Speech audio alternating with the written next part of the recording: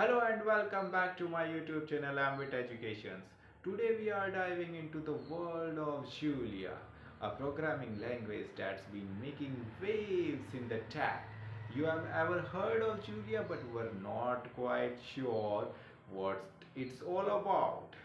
If you are curious about why it's gaining popularity in domains like data science, machine learning, you are in the right place. Let's get started. Now, what exactly is Julia?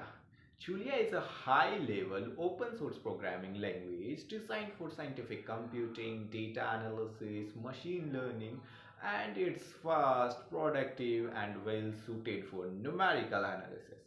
And if you work in fields like data science or scientific research, then Julia might just be your new best friend. Now, where did Julia come from? The design of Julia started way back in 2009 with a clear goal to create an open source language that is high performance and tailored for scientific computing.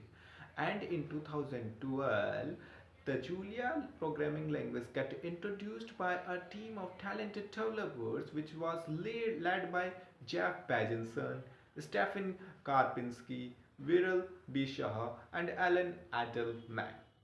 If you are looking to start your career in Julia programming language, then it's a very good time to start because the community is growing and the possibilities are endless.